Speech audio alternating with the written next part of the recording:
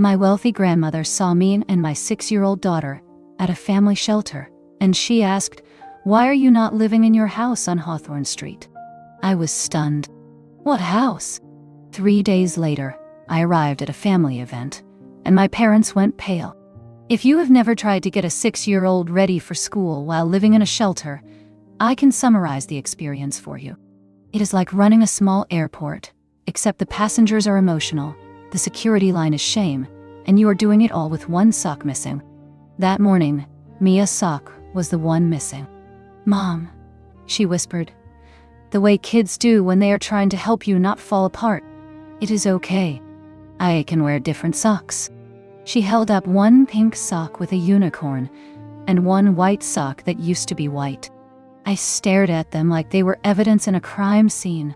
"It is a bold fashion choice," I said. Mia smiled. "Very.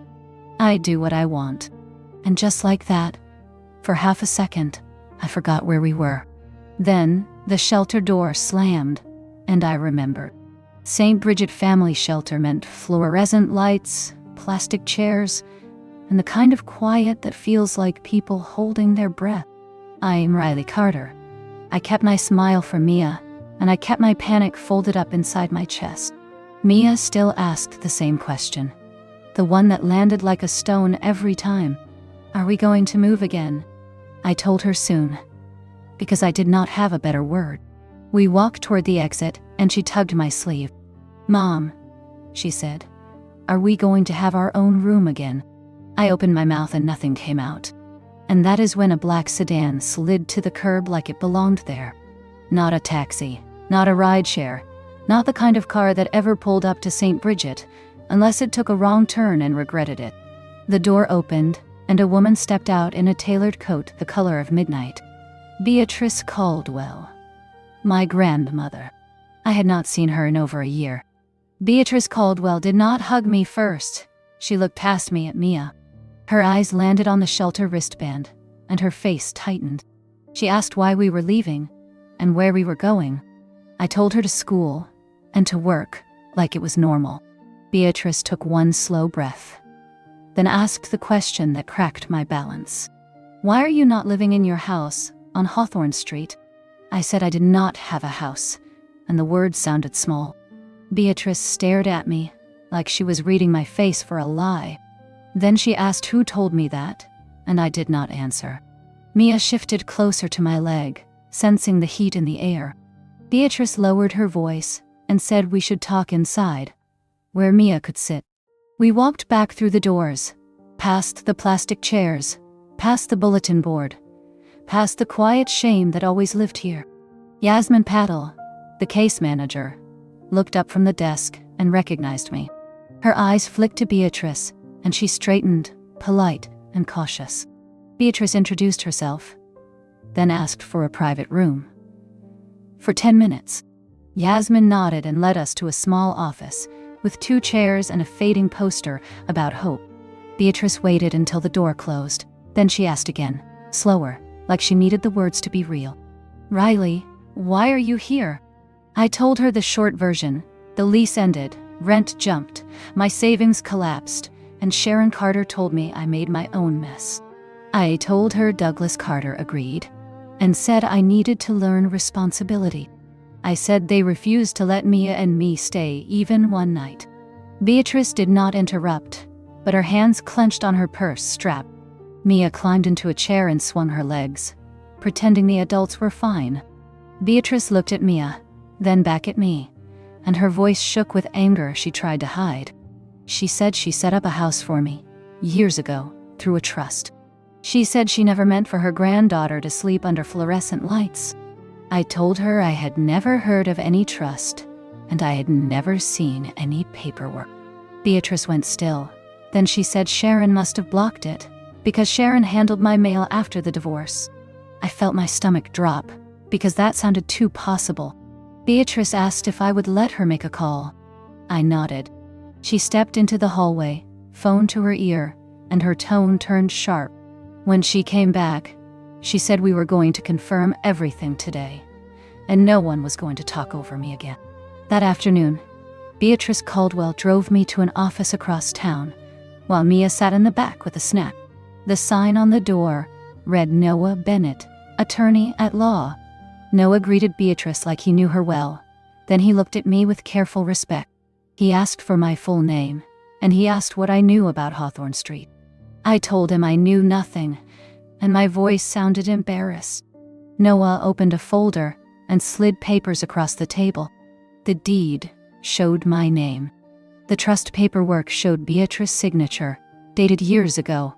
My hands hovered over the page like the ink might burn.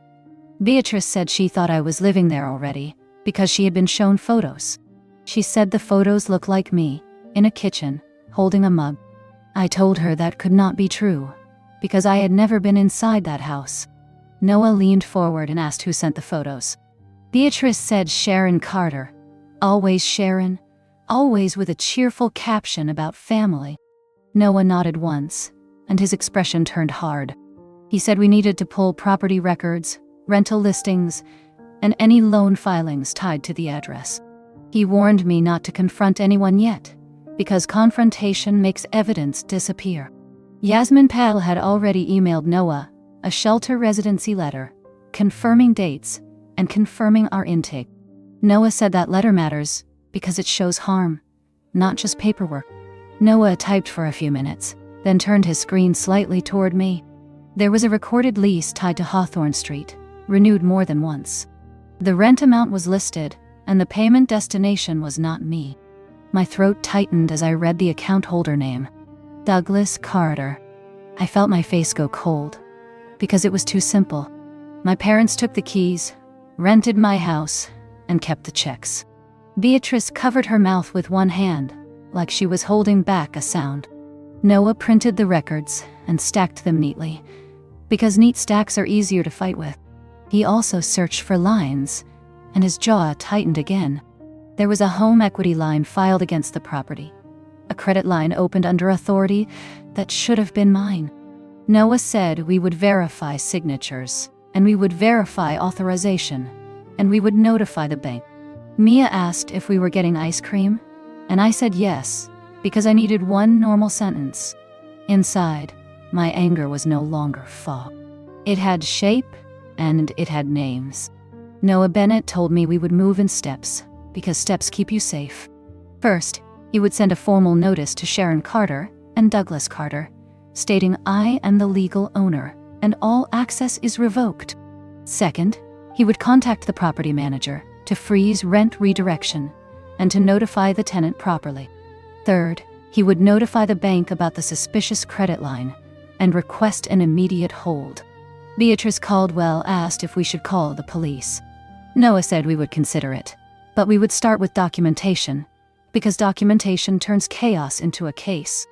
Beatrice looked like she wanted to drive straight to my parents' house and knock down the door. Instead, she sat very still and said she would follow the plan, because she wanted it finished clean. Yasmin Patel helped us that night too, in a way I did not expect. She arranged a safe place for Mia to stay during meetings, and she wrote a short note about Sharon threats, because I told her about the custody hints. Noah said that note could matter later, because coercion is part of the pattern. On the drive back to the shelter, Beatrice asked me why I never told her. I told her I tried after the divorce, but Sharon controlled my contact list, and Sharon always said I was too unstable to handle family matters. Beatrice stared out the windshield and whispered that she had been played. When we arrived, Mia ran to the play area, and Beatrice watched her like she was memorizing every detail. Beatrice said we would get Mia out of here fast. Then she said we also needed to decide how to face Sharon and Douglas, because they would deny everything until the evidence cornered them. Noah called later with one more instruction. Do not answer their calls. Do not argue by text. Save every message. Beatrice agreed to host a family gathering in 3 days, a birthday dinner, the kind Sharon could not resist attending. Noah said that is good, because people like Sharon perform best in public, and public is where the mask slips. I went to bed that night on my shelter bunk, staring at the ceiling tiles, and I did not feel helpless anymore. I felt ready, and I felt furious, and for the first time, those feelings worked together. 3 mornings later, Noah Bennett drove me and Beatrice Caldwell to Hawthorne Avenue. I had imagined this street 100 times since the shelter, but seeing it in daylight made my stomach roll. The house was neat, freshly painted, porch swept, flowers planted like someone cared. Mia pressed her face to the back seat window and whispered that it was pretty. I did not answer, because my throat was tight. Noah told us we would not knock, not yet, because the people inside were tenants, not targets. We parked at the end of the block and watched a man step outside with a trash bag, waving at a neighbor like he belonged. He did belong in his mind, because he paid rent in good faith. Beatrice clenched her jaw, and I saw her anger shift into focus. Noah reviewed the plan again: redirect rent, freeze the credit line, and notify the property manager. He also said we should document occupancy and keep Mia away from direct confrontation. Back at his office, Noah called the property manager on speaker. The man sounded nervous the moment Noah said the address. He admitted Sharon Carter handled the lease, and Douglas Carter received the payments. He said he believed they were authorized. Noah asked for the lease file, the tenant contact, and the payment history, and the manager agreed, because legal language makes people move. Noah then called the bank fraud department, and he referenced the home equity line, the signature issue, and the trust paperwork. The bank representative said an investigation would begin, and access would be restricted during review. Beatrice asked how anyone could open a credit line on my house. Noah said it happens when someone has keys, documents, and the right kind of confidence. He told me to request my credit reports, place alerts, and lock down accounts. That afternoon, Sharon texted me a cheerful message, saying she heard I was doing better, and she hoped I was not blaming anyone. I did not reply. I saved it. When Douglas called, I let it ring. Mia asked why I was not answering Grandpa. I told her grown-ups sometimes say sorry with actions, not words, and some grown-ups do not say sorry at all. That night, Noah emailed me a drafted notice, addressed to my parents, demanding return of keys, full accounting of rents, and immediate cessation of contact. I read it once, then again, and I felt my anger become steady. They lived in comfort, while my child slept on a bunk, and now they would have to explain it on paper. Beatrice Caldwell hosted the dinner at her house, exactly as planned. She kept it simple, but elegant, because Sharon Carter loved an audience. The table was set with candles and the air smelled like roasted chicken. Mia wore a clean dress, and she carried a drawing she made at the shelter, a house with a porch and a sun. Beatrice kissed Mia's forehead and told her she was brave. Then the doorbell rang, and Sharon entered with a bright smile that did not reach her eyes. Douglas followed, stiff and quiet, like he always did when Sharon spoke for both of them. Sharon hugged Mia first, performing warmth. Then she turned to me and asked how I was. In a tone that suggested I should be grateful, she asked. Beatrice did not let the small talk grow. She guided everyone to the dining room, and she waited until plates were filled, until Sharon relaxed into her role. Then Beatrice set a thin folder beside the bread basket, and she said she had questions. Sharon laughed lightly and asked what kind of questions. Beatrice asked why her granddaughter was living in a family shelter, while a house on Hawthorne Avenue was being rented. The room went silent in a way I felt in my teeth. Sharon blinked, then smiled wider, like she could charm silence away. She said I was exaggerating, and that I chose the shelter to play victim. Douglas cleared his throat, but said nothing. Noah Bennett stepped in, calm and polite, and introduced himself as my attorney. He slid the deed copy across the table, then the lease record, then the payment history, showing Douglas Carter as recipient. Sharon's face changed. Not dramatic, just drained like a mask losing glue. She tried to speak, but Beatrice asked another question. Slower. Why did you tell me Riley was living in the house and send photos that were not real? Sharon stammered, then claimed I was unstable and she had to manage things for me. Beatrice said, manage does not mean steal. Mia looked from face to face, confused, and I reached for her hand under the table. Sharon snapped that this was private family business. Noah said fraud is not private. Douglas finally spoke, saying they only did what was necessary because I could not handle responsibilities. Beatrice leaned forward and said my child handled shelter responsibilities while adults collected rent. Sharon opened her mouth to protest, and Beatrice held up one hand. She said there would be no more stories, only records. Sharon looked at the folder, then at me, and for the first time, I saw fear behind her eyes. After the dinner, Sharon Carter tried to recover control the way she always did, with fast talking and shifting blame. She told Mia she would call tomorrow. Then she told me I was ruining the family. Douglas Carter said we should handle it quietly, for everyone's sake. Beatrice Caldwell walked them to the door and said, "Quiet is how this happened." She told them Noah Bennett would contact them, and they would not contact me directly. As soon as their car pulled away, Beatrice closed the door and stood still, like she was holding herself upright with willpower. Then she turned to me and said she is sorry, and she said she will fix what she can. Noah called the next morning with updates. The property manager had notified the tenants about an ownership dispute and offered them options with protections.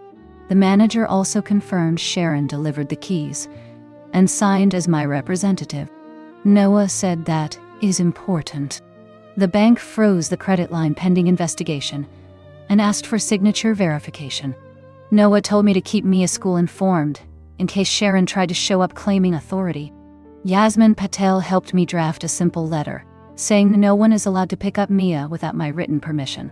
That afternoon, Sharon left a voicemail, crying and angry at the same time. She said Beatrice is manipulating me, and she warned me that court would take Mia away from me. I forwarded the voicemail to Noah, and Noah replied that threats help us. He said, "Fear is not proof, but threats become evidence of coercion." Beatrice arranged temporary housing for us, a short-term rental, because she did not want Mia sleeping one more night in the shelter.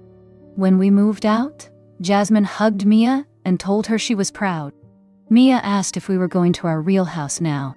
I told her soon, and for the first time, the word soon had weight. Noah scheduled a meeting with the property manager and the tenants to plan a lawful transition.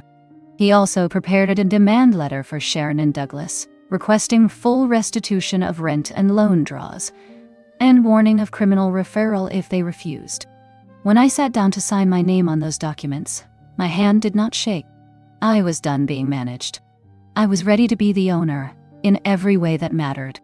Noah Bennett arranged the meeting at the property manager office, because neutral rooms keep people safer.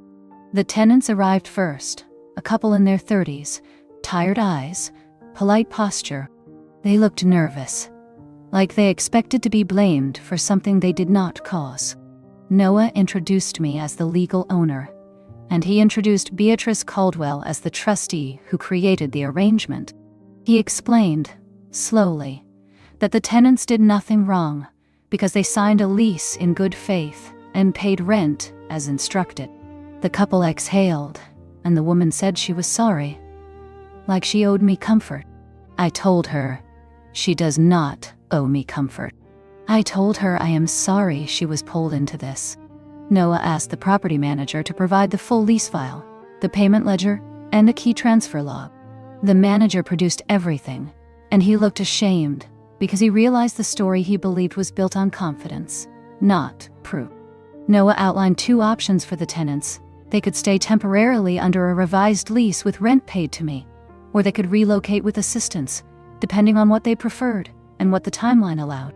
The couple said they needed stability, but they also did not want conflict at their doorstep.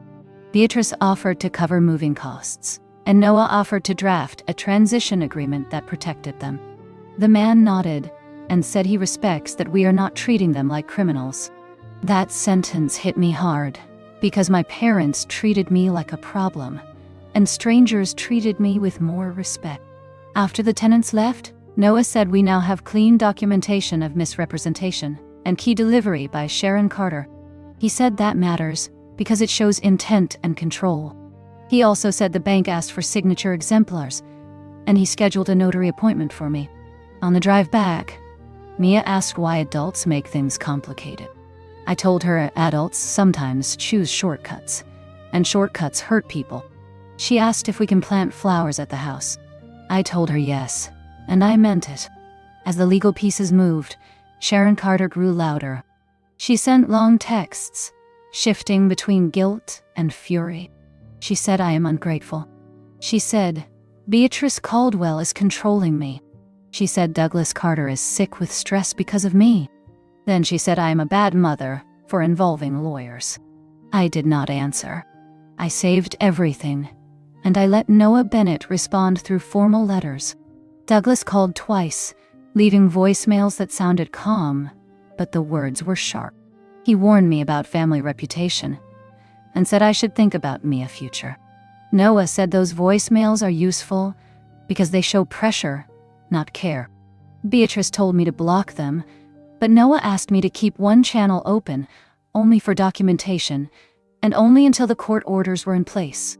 Yasmin Patel also checked on us, even after we left the shelter. She said she sees this pattern often, families who say they love you, but treat you like property. Hearing her say it made me feel less crazy, because gaslighting only works when you feel alone. Noah filed for an emergency order to terminate any lingering authority Sharon claimed, and to restrict contact because of the custody threats. The judge scheduled a hearing quickly, and Noah said that is a good sign. The night before the hearing, Mia asked if Grandma Sharon can come to her school. I told her no, and I told her teachers will keep her safe.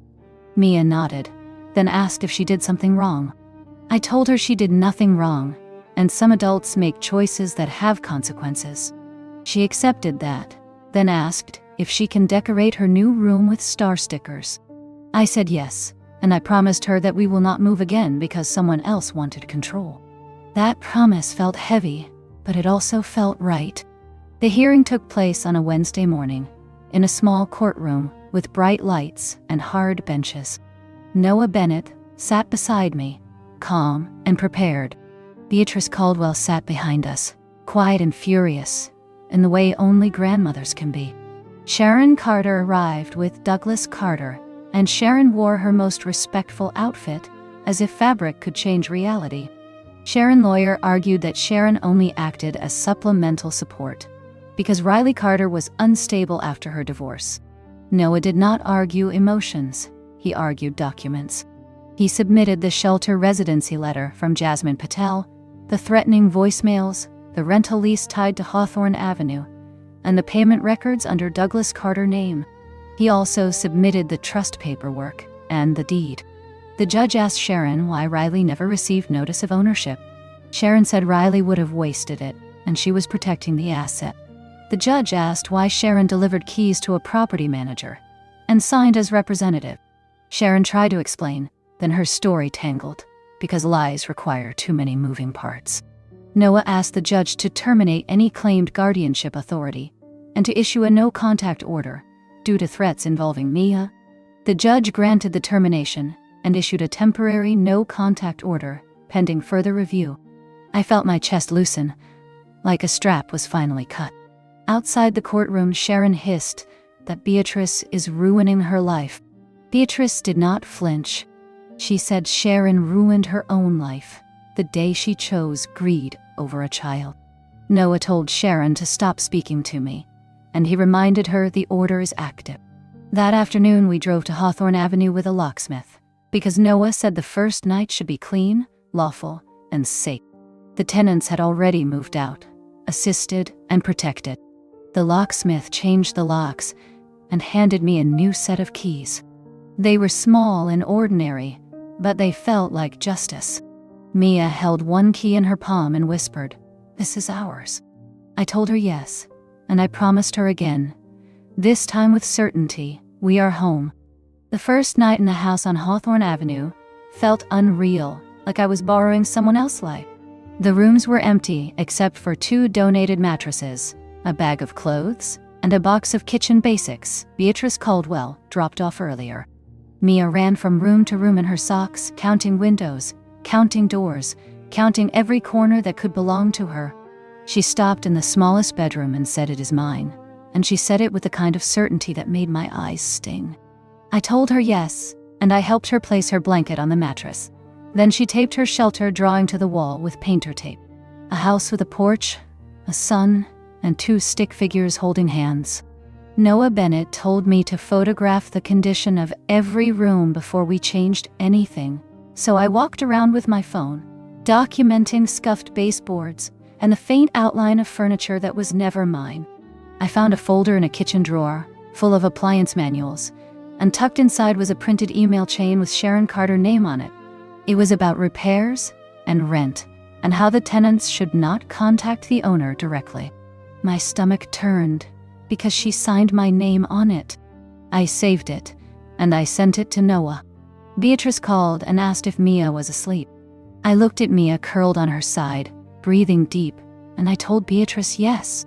Then Beatrice's voice broke, and she said she is sorry she did not see it sooner. I told her the best time to help was before, and the second best time is now. After we hung up, I stood in the hallway and listened to silence. No fluorescent buzz, no doors slamming, no shared bathroom footsteps, just quiet. I locked the front door once, and I did not check it again. When I lay down, my body still expected fear, but the house did not feed it.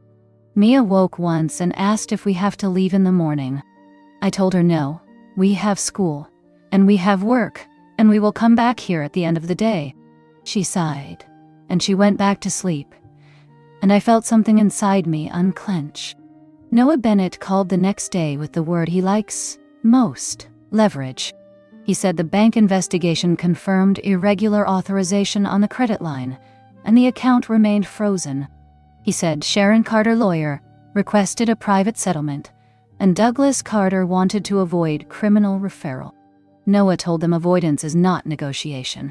He sent a demand package listing the rent collected, the credit line draws, the locksmith charges, and my relocation costs, including shelter documentation. Beatrice Caldwell insisted we include the emotional harm in the narrative. But Noah said courts measure what can be shown. So we showed dates, amounts, and signatures. Sharon responded with a long letter, claiming she only managed finances to protect Mia, and she said Riley Carter was unstable. Noah replied that shelter residency and full-time employment do not equal instability, and fraudulent leasing does not equal protection. Douglas left another voicemail, warning me that family will never forgive me. Noah saved it, and he told me that voicemail sounds like motive, not love. Beatrice said she would cut Sharon and Douglas out completely, financially and socially. She said she would revise her will, and she would also alert extended family, so lies could not spread quiet. Noah cautioned her to keep it factual, and she agreed, because facts are the sharpest tool. 2 weeks later, the first restitution payment arrived, a bland transfer into an account Noah set up for recovery. I stared at the number and felt no joy, only a strange calm. Money cannot return shelter nights, and it cannot return Mia asking if we are safe, but it can close a door on impunity. Noah said the settlement terms included a strict no-contact order, enforced by court. Sharon fought it, then accepted when Noah made the alternative clear. Beatrice attended the hearing, and when the judge confirmed the order, Beatrice held my hand and whispered, "It is over." I nodded, and I believed it, at least for that moment. 6 months later, our life looked boring in the best way. Mia had a bedroom with star stickers and a small desk for homework. I had a routine that did not involve scanning exits. I still taught, and I still packed lunches, and I still forgot where I put one sock sometimes, but now I forgot it in my own hallway. Beatrice Caldwell visited on Sundays, bringing groceries and quiet support. She did not force conversations about Sharon Carter, and she did not ask me to soften. She only asked if we were okay, and she listened when I said yes and when I said not yet. Noah Bennett kept the legal file moving, and the restitution payments continued on schedule. The bank closed the credit line permanently and confirmed the fraud flag on my accounts. Yasmin Patel sent a card from shelter staff, and she wrote that Mia courage made the whole building brighter. I cried when I read it, because I never wanted my child to need courage like that.